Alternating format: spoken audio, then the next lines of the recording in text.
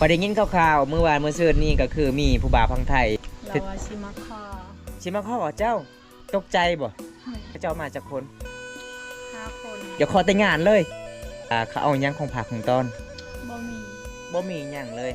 ขนมก้อนเดียวกับบ่มีเขาขี่รถหยังมาเนาะมันจะตัว FC บ่เจ้าบ่เคยแชทกันกับเขานะบอกบ่ได้ตัวคอยบ่ได้เสร็จกับเราหากะเราเห็นคอยแล้วก็หากะเฮ็ดเอาเฟซคอยอ๋อยังบ่ฮู้จักกันอยากขอเจ้าแต่งงานพอดีเจ้ามาปุ๊บเขาเห็นปรับขอเลยเราว่าเห็นตัวจริงเมื่อคืนในหูอยู่ๆเขาว่ามาขอคอยเราให้คอยเมื่อแต่บ้านเซวืคอยบ่อยากเมื่อให้เมื่อน้ำลาวเลยให้เมื่อน้ำลายไปบอกพ่อแม่ขอมื้อนั้นอายุประมาณจักปีคนไทยที่เขามาจีบเจ้าเราว่าตายแล้วเมียเราตายแล้วเมียเสียชีวิตแล้วล่ะบ่นะน้องฮักก็เมื่อแต่ให้เมื่อยอยากกินตมวันน้ำหวานก็บ่มีเงินอยู่ๆมีคนไทยมาหา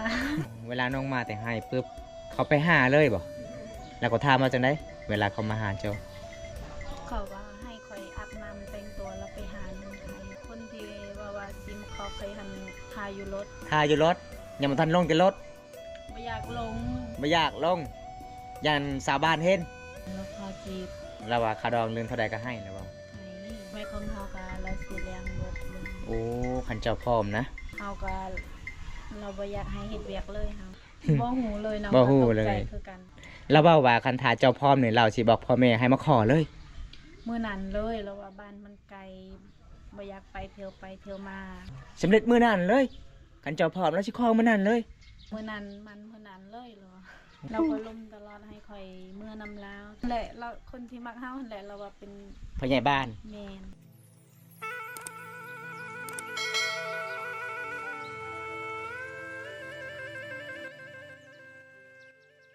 สบายดีสาธุน้องมาได้จักมื้อแล้วแต่บ้านสิซักเขาให้นะฮักก็มื้อนี้บ่เป็นจังได๋แล้วล่ะบ่น้องซักเขาให้ยังบ่ได้ซักยังบ่ทันได้ซักเลยโอ้เพราะว่าฝนบ่ได้ตกเนาะพอได้ยินข่าวๆเมื่อวานเมื่อซื่นนี่ก็คือมีผู้บ่าวพังไทยมานำเจ้าฮอดบ้านสะวึเลยแม่นบ่เนาะแม่นเจ้าเป็นคนฮู้จักบ่หรือว่าจังได๋บ่ฮู้จักเลยเขาบ่เคยแชทหากันอยู่ดีๆเขาเจ้ามานำถึงบ้านสะวึเลยเนาะเราว่าชิมาคอเจ้าตกใจบ่ตกใจแล้วเนาะบ่เคยแชทหากันเลยบ่เนาะบ่เคยอ๋อเขาเจ้ามาจากคน5 คน5 คนอ๋อมาหลายเนาะโอ้ทุกคนนี่บำตาก็คือตอนนั้นน้องกะสิขึ้นไปหมู่บ้านสะวึกะได้ยินข่าวๆทุกคนนี่มีหนุ่มไทยมาจีบสาวโท5 คนก็เจ้าไปนำน้องสาวเพิ่นก็บ่ได้อยู่บ้านเนาะเมื่อวานมื้อซื่นนี่เนาะมื้อนี้ก็คือน้องกลับมาแต่บ้านสะวึทุกคนก็คือตอนนั้นน้องก็ไปอยู่บ้านสะวึไปซักข้าวให้สวยเอ้ยเพิ่นแล้วก็หนุ่มไทยอยากขอจีบอยากขอแต่งงานเลยเขาเห็นในรูปแล้วว่าเห็นในรูปแล้วก็เห็นเจ้าตัวจริงอยากขอแต่งงานเลยแล้วเปล่านะ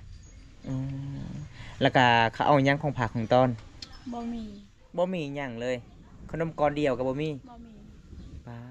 ขนาด5 คนมาก็บ่มีจักก้อนเลยเนาะเขาขี่รถหยังมาเนาะรถใหญ่ขี่รถตู้มาเนาะเฮาก็ย่านคือกันแล้วเนาะอยู่ดีๆก็คือมีเข้ามาหาแชทกันก็บ่เคยแชทกันว่ามันจะตัว FC บ่เจ้าบ่เคยแชทกันกับเขานะบ่ได้ตัวคอยบ่ได้เสร็จกับเรา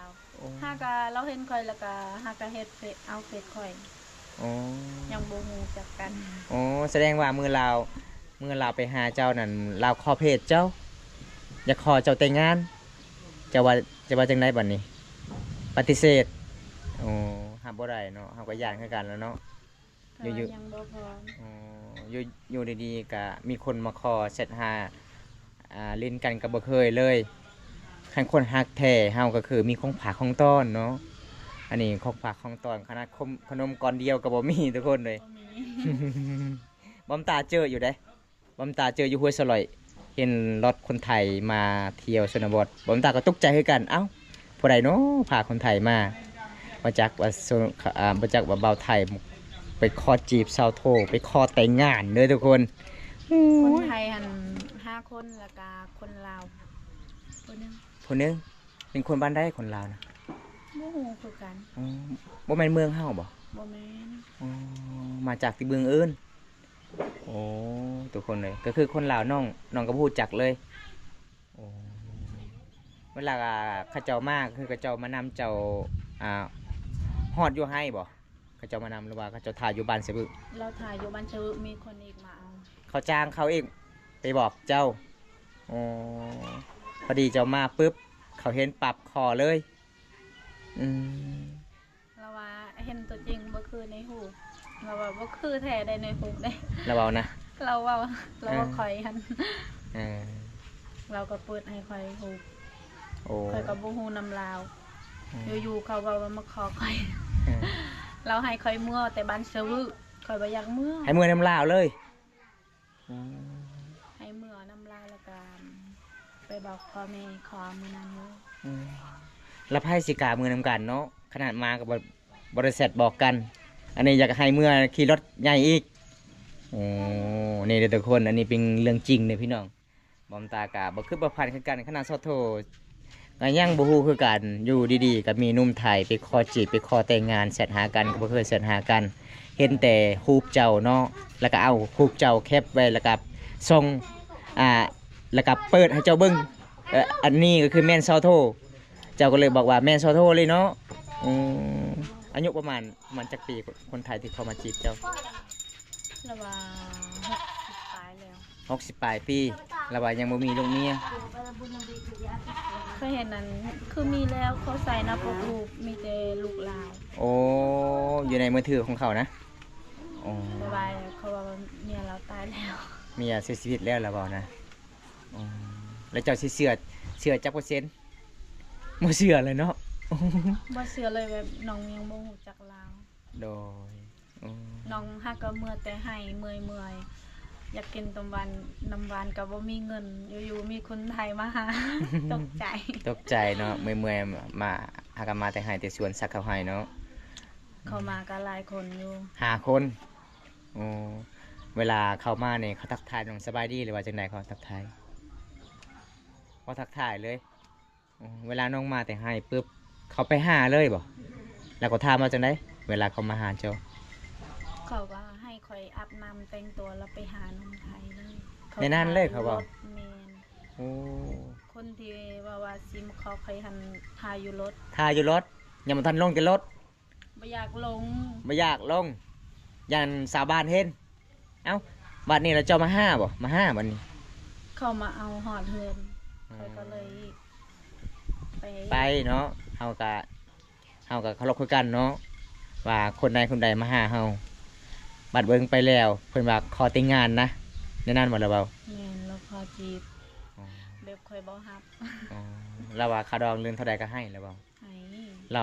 ราสิให้เท่าใดประมาณค่าดอง บ่ฮู้คือกันแล้วว่า มีแต่เรา ก็ให้เบิดแล้วว่า อ๋อคัน พ่อแม่ของเฮาก็เราสิเลี้ยงเบิดเบิ่ง โอ้คันเจ้าพร้อมนะ เฮาก็เราบ่อยากให้เฮ็ดเวียกเลยเฮา แม่นโอ้ขนาดเฮาเป็นแฟนกัน2-3 มื้อหรือว่าเดือนหนึงเฮาก็ยังบ่เชื่อใจเนาะอันนี้เฮาต้องคบไปโดนๆหลังจากนั้นเฮาก็ต้องเวลาการไปมาเฮาต้องทักทายกันทักบอกกันเนาะอยู่เฮือนเด้อมื้อนี้ข่อยมายิ้มมายามอันนั้นก็จึงคล้ายๆนี่อันนี้แบบเขาเจ้ามาหลักๆแบบโจมตีเลย บ่ฮู้เลยเนาะ บ่ฮู้เลย ก็ตกใจคือกัน แม่นค่อย อยู่มีคนมาเอาอยู่ให้ แม่นค่อยก็ตกใจอยู่เด้ปกติค่อยบ่เคยเห็นรถหนุ่มไทยมาทางหมู่บ้านไซบึค่อยเจออยู่ห้วยสลอยเอ้าแล้วแม่นผู้ใดพารถคนไทยมาเขาขี่รถใหญ่เลยเด้ค่อยตกใจคือกันป้าว่าคือมาได้แท้อยู่ดีๆก็คือเขาเจ้าก็มาขอสาวโทเป็นแฟนเป็นเมียทุกคนเลยสาวโทก็ปฏิเสธทำบ่ได้ ตัวลาวมี มีผู้ว่าแล้ว เจ้าตัวเราอีก เจ้าย่านลาวมักเจ้านะแล้วเจ้าบอกว่าค่อยมีผู้บ่าวแล้ว โอ้ ใครก็มีผู้ว่าแล้ว เจ้าก็ยานเหมือนกันแหละเนาะเขามาหอดป่านนั้นทุกคนแล้วเว้าว่าคันทาเจ้าพร้อมเนี่ยเราสิบอกพ่อแม่ให้มาขอเลย มื้อนั้นเลยแล้วว่าบ้านมันไกลบ่อยากไปเที่ยวมา โอ้สำเร็จมื้อนั้นเลยคันเจ้าพร้อมแล้วสิขอมื้อนั้นเลยโย่ ขอมื้อนั้นมันมื้อนั้นเลยเหรอ โอ้ เราให้คอยกลับแต่บ้านเสือหั่นคันว่าบ่อยาก ข่อยยังบ่แล้วสักเขาให้ หนึ่งมาเฮาบ่เชื่อใจเนาะขนาดมาหาเฮาของผากของตอนบ่มีหยังเลย แล้วก็ขอบอกว่าเฮาสิขอเจ้าให้พ่อแม่เจ้าอยู่ละลากับเจ้าล่ะครับอยู่ละลาบ่ให้เฮ็ดชวนแล้วเว้านะ บ่ให้ แต่เป็นหยัง10-20,000คือบ่ให้น้องค่าไปหาน้อง พาน้องย่างมาตั้งแต่เฮือนเอ่ยของน้องแล้วก็ไปหาเราอยู่รถหันมันไกลบ่ แม่นไก่พอดีเฮามาแต่ให้อีกเนาะไก่1,000ก็บ่ให้บ่น้องบ่ได้เลยบ่ ได้เราก็จอดรถเราอยู่ติดกับเฮือน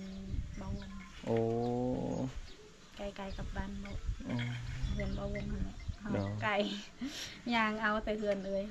อ๋อแปลกเลยเนาะปกติ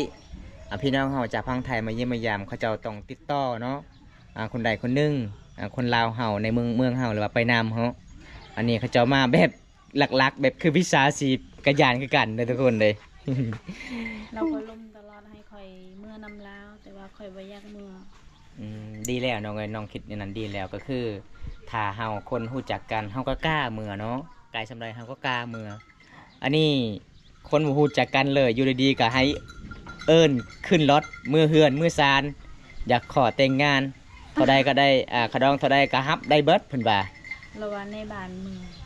โอ้ ในบ้านเหรอ ในบ้านเมืองแล้วเว้านะแล้วว่าในบ้านเมืองน้องเฮา บ่แม่นในบ้าน เมืองใดเมืองเขาเองโอ้ในบ้านไปน้ำแล้วเว้านะโอ้บ้านบ่แม่นแน่น้องบ่แม่นเรื่องจริงเลยอันนี้นะในบ้านบ่ได้ไปง่ายๆกับเฮาสมมุติว่าคันค่อยสมมุติว่าค่อยเป็นคนไทยค่อยเป็นแฟนกับเจ้านี่ค่อยต้องไปผู้เดียวค่อยก่อนค่อยไปมันเจ้าแล้วค่อยพาอ้ายน้องไปมันไปขอหลังจากนั้นมื้อเฮาขอนี่สำคัญที่สุดจึงพยาบาลไปนํกันได้อันนี้ขนาดเฮาบ่ได้ขอยังไปแบบลักๆเราว่ามี แบบเราหั่นแหละเราคนที่มักเฮาหั่นแหละเราว่าเป็น ผู้ใหญ่บ้าน แม่น เราเป็นผู้ใหญ่บ้าน แล้วว่าเป็นผู้ใหญ่บ้านคนไทย แม่น อยาก แล้วก็มาจีบกัน โอ้ยเรื่องตลกเลยทุกคนเลยแบบนี้แหละพี่น้องเลยบอมตากะสุดงงคือกันเลยพี่น้องเขาจะมาแบบนี้เด้อทุกคน แล้วก็น้องเมื่อคืนหันบ่ได้นอนเลย ยานคือกันแหล้วเนาะ พอดีแบบคนในบ้านเสวอคิดว่าเรามาให้ข่อยแบบ มีเงินมีคำ แม่ เออ ก็เลยข่อยเมื่อคืนหันบ่ได้นอนเลยมีหมาแน่มากัดข่อย อ๋อเพราะว่าในชนบทบ้านเฮานี่เฮาไปแขกนี่คันเห็นแขกมาเยี่ยมมายาม เขาอึดซาเฮาเด้คิดว่าเขาให้เฮาเงินเนาะ แม่น อ๋อ คนในบ้านเสวอคิดว่าแฟนข่อย โอ้ ข่อยว่าบ่แม่นข่อยก็บ่ฮู้จักลาวคือกันอยู่ๆเขาก็มาหาข่อย แม่แรกก็ตกใจแล้วเนาะมาแบบโจมตีโจมเอาเลยทุกคน เฟซก็บ่มี อืมเราเล่นเพจคือกันบ่ เรียน อ๋อแต่เพจเจ้าบ่มีเราเว้านะ บ่มีข่อยก็บ่มีคือกันเฟซลาว แล้วเราได้ฮู้มาที่ไสเราได้นะได้ มี ฮู้ สอ จ้ะ งคนหันมาหาข่อยสองเทื่อแล้วเรามาหา โอ้ แต่เราไปมีแต่สองคนเล่าวแล้วก็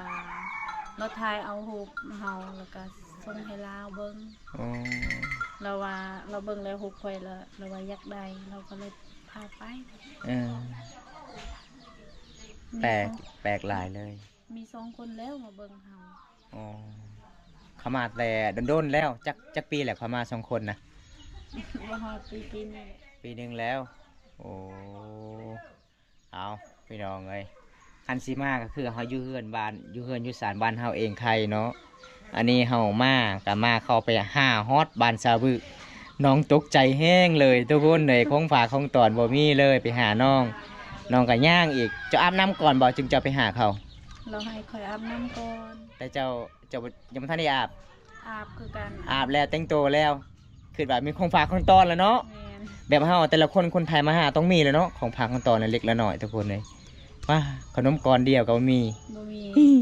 เจ้าสิเชื่อลายบ่เจ้าสิเชื่อลายบ่เราเว้าว่าคาดองเจ้าซำใดข่อยก็สู้ใดแต่เรื่องน้ำจิตน้ำใจมาเยี่ยมมายามขนมก้อนเดียวก็บ่มีเจ้าเชื่อบ่เชื่อเลยเนาะก็คือเจ้าปฏิเสธเลยเจ้าบอกว่าข่อยมีแฟนแล้ว ไปที่ตัว กี่ตัววะ ข่อยคิดตัวเราข่อยว่ามีแฟนแล้วข่อยยังบ่พร้อม คันเฮาบอกว่าเฮาบ่มีแฟนเฮาก็ย่างคือกันแล้วเนาะแล้วเข้ามาในนั้นตลอดเลยพอดีโอกาสหน้าเราสิมาอีกได้ในนั้นเลยเนาะโอ้ แล้วก็ว่าน้องๆแล้วว่าเอาผู้นี้แล้วเนาะแล้วว่า อืม ใครใครยาน ยานเนาะ ยานเขาเว้าแนวนั้น แม่ ว่าสิเอาข่อยนี่แหละ โอ้ ข่อยก็เลยประเสริฐว่าข่อยมีผู้บ่าวแล้ว โดยเอา น้องเขาบอกว่าย่านเขามีผู้บ่าวอยู่บ้านซื้อแล้วใครว่าบ้านไหนก็ได้ แฟนคอย อยู่ใส่กับแฟนค่อยเนาะเมื่อวานจะเป็นหนุ่มลาวเบาวไทยคันเป็นแฟนก็เป็นแฟนได้คันถึกใจเนาะรวมกันให้ดีๆต้องเคารพกันเวลาการไปหากันก็ต้องบอกกันเนาะว่าอยู่เฮือนเด้อคอยสิขึ้นไปหาอีกสักมือจึงหอดคอยสิโทรสิโทรหาอีกเนาะอันนี้อุ้ยข่อยจนตกใจเด้เห็นเขาเจ้ามารถใส่ป้ายไทยขึ้นหมู่บ้านปีนภูเขาตกใจเลยข่อยก็ยังย่านอยู่ได้ปกติบ่เคยเห็นแล้วคนไทยขึ้นไปพุ่นเลยอันนี้มันแปลกเลยทุกคนเลยเอาอันนี้เป็นเรื่องจริงเด้อพี่น้องเรื่องจริงเด้อประมาณ 2-3 มื้อนี่ที่แล้วทุกคนมีหนุ่มไทยจักเพิ่นเป็นพ่อใหญ่บ้านหรือบ่เพิ่นเว้าใส่ชอโทรว่าข่อยเป็นพ่อใหญ่บ้านแล้วบ่เนาะข่อยสิขอแต่ง หมู่ลาวบ่หมู่ลาวว่าผู้นี้เป็นพ่อใหญ่บ้าน อืม อยากขอมักเจ้า แล้วเขาก็ให้เขาคุยกับเราดี โอ้ ๆบ่ให้ผิดหวังคอยว่าบ่ฮู้คือกันคอยฮู้จักภาษาลาวบ่ได้เข้าใจว่าบ่ได้เข้าใจปานใดเฮ็ดภาษาลาว เขามาไม่แต่ผู้ชายหมดบ่ แม่น อืมบ่ต้องลงเสือเด้อน้องเด้อบ่ต้องลงเสือคันถ้าคนที่แปลกหน้ามาหาเฮาในนั้นบ่ต้องไปนํกันบ่ต้องออกจากบ้านเลยถ้าไปก็คือยานอันตรายน้อง คนในบ้านคอยว่าย่านคอยเสร็จกับเราแล้วลมกับเราแล้วจึงเรากล้ามาหาคอยเฟซเราก็ยังบ่ เพศเรายังบ่นี่ เห็เลย อืม บ่ได้เสร็จน้ำลาวอยู่ๆเขาก็มาหาน้องก็ตกใจคือกัน โดย คนในบ้านเฮาว่าคิดว่าเฮาลมกับเราแล้วถึงเรากล้ามาขอคอย อืม แต่คอยว่าบ่ฮู้จัก บัดชาวบ้านถามว่าจะว่าบ่ฮู้เลย นี่ ขนาดเส้นหาก็บ่เคยเนาะ บ่เคยแล้วเว่าน้ำแม่เฮาเราว่า ลูกเจ้าลมน้ำเราแล้วจึงเรากล้าขึ้นไปขอ แล้วเว้าใส่แม่เจ้าอีกเราคิดตัวไอ้แม่อีก ป้าเอาความเสื่อก็คือ0%เลยสาวโทยอย่าไปเชื่อหลายอันตรายที่สุดเลยบางทีมันมีวิชาชีพเลยเข้ามามีแต่ผู้ชาย5 คนปกติคันคนไทยมาเขาติดต่อทีมงานเฮาที่ถ่ายน้องหรือมาดีมาชัวร์ต้องเข้าคลิปเนาะแล้วก็ต้องไปแจ้งเจ้าหน้าที่เฮาจะไปบ้านนั้นบ้านนี้ต้องแจ้งเจ้าหน้าที่ไปตามถูกต้องตามกฎหมายอันนี้เขาไปเป็นหลักๆเลยเนาะโอ้ยพี่น้องบ่แม่นไปเที่ยวอยู่ในเมืองเด้อทุกคนบ่ตาชี้แจงให้เด้อถ้าไปเที่ยวชนบทนี่ต้องแจ้งเจ้าหน้าที่ให้ถูกต้องว่าสิไปบ้านนั้นบ้านนี้ต้องแจ้งให้ละเอียดทุกคน แบบนี้ก็คือน้องกับสิยานแล้วทุกคนในสิยานแบบเขาเจ้ามาเที่ยวแบบนี้ก็คือ อยู่ดีๆบ่ได้เสร็จหากันแล้วคือตัวอีเมเพิ่นว่าข่อยล่มกับลูกสาวเจ้าเด้อข่อยสิไปขอลูกสาวเจ้าในนั้นเลยเนาะโอ้อีเมเจ้าก็เชื่อลาววันนี้เนาะ บ่ไอ้แม่คอยกับบ่ให้คือกัน โอ้ บัดแค่เมื่อหันไอ้แม่คอยก็เว้าคอยเราบ่ให้เอากัน อืมบ่เชื่อเนาะ ไอ้แม่คอยว่าบ่อยากขายลูก แม่นจักสิมีหรือบ่ขะดองเนาะขนาด บ่มีเงินกะยาแสดงว่าบ่ให้ลูกไปอยู่ในไทย เออ เราว่ามาขอคอยแล้วต้องให้คอยไปอยู่ไทยคอยบ่อยาก โอ้ เราว่าไปอยู่เฮือนของคอยไปอยู่ แสดง บ้านเรา แสดงว่าคันเจ้าพอวันนี้เหล่าพอเมื่อวานนี้เลยมื้อซื่อนี้เลยอย่าขอแล้วก็แต่งเอาเมื่อเลยแล้วเปล่านะ บ่ฮู้คือกันแต่งเอามือแต่ว่าเรามามันเราว่า มามั่นเลย แล้วก็ขะดองเท่าใดก็สู้เราว่า บัดแต่งแล้วก็ให้ค่อยเมื่ออยู่ไทยค่อยบ่ยาก แม่หนึ่งมาบ่ยากสองมาเฮาบ่เชื่อคันเฮาทึกใจบ่ว่าจะเป็นเฮาเฮ็ดเฮือนอยู่นี่ถ้าเฮามักฮักเพลงกันเฮาโอกาสหน้ามือต่อไปเฮาก็ไปเยี่ยมไปยามได้พ่อแม่ทางนั้นเนาะ แม่น อืม คันเขามักแทนอยู่บ้านเฮาก็ได้ แม่น คันเขาบ่อยากอยู่บ้านเฮาก็แสดงว่าเขาบ่ได้มักเลย แม่นทั้งคนมักเฮาทั้งคนที่มักเฮานี่ อยู่บ้านเฮาก็ได้เวลาเฮาอยากไปเที่ยวไทยเฮาก็ต้องมื้อเนาะบ่แม่นว่าเฮาอยู่นี่ตลอดเนาะ โอ้ทุกคนต้องเข้าใจนำกันเด้อพี่น้องเป็นเรื่องจริงเด้อพี่น้องบ่แม่นเฮากะสิสร้างคอนเทนต์เอาบอมตาก็ได้เห็นจริงๆกับตาเลยรถคนไทยมาเมื่อนั้นแต่บอมตาก็จนตกใจอยู่ดีๆก็เห็นรถคนไทยไปขึ้นหมู่บ้านสะบึทุกคนเลยบ่จักเขาเจ้าก็ไปคอเซาโท ตลกเลยพี่น้องคลิปนี้ก็คือเป็นเรื่องจริงเด้อปกติ จากรถเขาบอกว่าเจ็บขาว่าอยากลงในรถ ในนั้นนี่เขาบอกนะ โอ้แสดงว่า แล้ว เล่าล้มเจ้าเนี่ยเล่าบ่ได้ลงตลอดเลย บ่เราอยู่ในรถ มีแต่เปิดประตูอย่างเดียว แล้วก็หลังจากนั้นลงไปโดนๆกับส่วนเจ้าจะขึ้นรถมือเฮือนโอ้ ส่วนเฮาขึ้นรถแล้วก็เมื่อเฮือนแล้วก็ไปบอกไอ้พลอยแม่ให้เอ้ยคอยไปน้ำเมื่อน้ำนะว่าคอยว่าบ่ยาก โดยเอาก็คือให้น้องจำไว้เด้อสมมุติว่าคนที่เฮาบ่เคยสรรหากันมาคันบ่แม่นทีมงานเฮาบอกน้องว่ามี FC หรือว่าคนยังจะดีอยากมาเยี่ยมมายามคันคนแบบไปแบบนี้ต่อไปสะโทก็คือมื้อนี้อ้ายก็บ่มีหยังหลายเด้อมาเยี่ยมมายามเจ้าก็คืออ้ายก็สิเตือนไว้เด้อต่อไปเด้อน้องเด้อถ้าคนที่บ่ฮู้จักก็คือถ้าบ่แม่นทีมงานเฮาพาไปหรือว่าบ่แม่นในเมืองน้องเฮาพาไปก็คือ เยี่ยมไป น้องก็บ่ต้องไปหาต่อไปเนาะคือเขาเจ้ามาหาตอนนี้ตอนเมื่อวานนี้2-3 มื้อนี้ก็คือบ่มีหยังของภาคของตอนแล้วก็ส่วนเจ้าขึ้นรถอยากมือเฮือนเจ้าแล้วบอกไอ้พ่อแม่ไปแล้วบอกไอ้พ่อแม่เจ้าว่าเราสิไปขอเลยโอ้มันอันตรายเลยให้พ่อแม่น้องฮู้เนาะมันอันตรายเลยน้องเด้อดีละน้องก็สิมีสติไว้สิเกียมทุกคนเลยขนาดขนมก่อนเดียวยังบ่มีไปเยี่ยมไปยามน้องแล้วประตูน้องอีกว่าสิขอน้องเอ้าคันคนมาแท้นี่มีของฝากของต่อเด้อทุกคนแล้วก็มาเฮาต้องนัดกันกับสาวลาวก่อนน้องอยู่เฮือนบ่น้องวางบ่น้องเฮ็ดหยังอยู่เนาะอันนี้ก็น่าผิดบุกก็ยังบ่มีทุกคนเห็นแต่ในหูป เห็นในหุบละมูเราส่งมาให้ โอ้ในนั้นเนาะ มี2 คนมาติดต่อให้ 2 คนติดต่อลาวอีกติดต่อให้ลาวอีก แม่น โอ้ มี2 คนมาหาเฮาแล้วท้ายหุบเฮาแล้วไปให้เขาเบิ่ง โดโดย มี2 คนตลอดไปหั่น โด 2-3 เทื่อเราไปมาหาคอย โดยเอาแต่นี่ต่อไปก็คือตั้งสติไว้เด้อน้องเด้อ หอบนี่ก็คือโอเคแล้วน้องตั้งสติได้ทุกคนน้องก็จีแบบน้องกับบกล้าขึ้นรถก็เจ้าเอิญขึ้นรถเขามา5 คนคนไทยมา5 คน ส่วนน้องขี่รถให้มือเฮือนน้องปกติน้องก็อยู่ไปบ้านสวึไปซักเขาให้มือบ้านแกงอะลองน้องก็เลยบกล้าขึ้นมาน้องคิดตัวอีกว่าข่อยมีผู้บ่าวแล้ว เขาเจ้าก็เมื่อเลยบ่ เหนือ โอ้เอาพี่น้องจะได้อายกว่าขอกลับกันได้อน้องเด้อนะบ๊ายบายตากะสีปิดคลิปไว้สุดนี้ก่อนทุกคนเมื่อนี้บอมตากะสีไปถามข่าวๆเรื่องราวน้องพี่น้องแล้วก็มีหนุ่มไทยไปขอจีบไปขอมันไปขอแต่งสาวโทไปขอเป็นแฟนเมื่อวานเมื่อคืนนี้เขาเจ้ามา5 คนทุกคนเด็กเขาเจ้าบอกว่าเรื่องขะดองบ่ต้องย่านไอ้กะสิขอได้อยู่เพิ่นว่าทุกคนอายุประมาณ68 กว่าปีแต่ลงจากรถก็บ่ได้ลงน้องก็เลยบอกหนุ่มไทยว่าน้องว่าข่อยมีแฟนแล้วก็เลยเขาเจ้ากะเมื่อเลยทุกคนมันแปลกทุกคนหนุ่มไทยมาคือเขาเจ้าก็บ่ได้ติดต่อทางทีมงานเลยว่าจังเจ้าหน้าที่ในเมืองน้องหาว่าการไปมาในเขตชนบทไปเที่ยวหมู่บ้านใดทุกคนแล้วคือน้องก็บ่กล้าขึ้นรถคนไทยสิพาน้องเมื่อเฮือนเมื่อสารไปบอกไอ้พ่อไอ้แม่ของสาวโทรไปคอทุกคนว่าข่อยมักลูกสาวเจ้าในนั้นก็มีทุกคนเลยเอ้าบอมตาก็ต้องให้เตือนไว้เลยพี่น้องนุ่มไทยไม่ว่าจะเป็นนุ่มไทยนุ่มลาวการเดินทางที่ชนบทบ้านเฮาก็ต้องแจ้งให้เป็นระเบียบเรียบร้อยให้ไปถูกต้องตามกฎหมายในสปป.ลาวบ้านเฮาทุกคนเวลาการไปมาในเขตชนบทเฮาต้องเข้าไปแจ้งทางเจ้าหน้าที่เมืองก่อนทุกคนแล้วก็จึงไปได้ทุกคนเอ้าคลิปหน้าพอๆกันใหม่พี่น้องเขากล่าวคำว่าสบายดีทุกคนบ๊ายบายไปกันเด้อ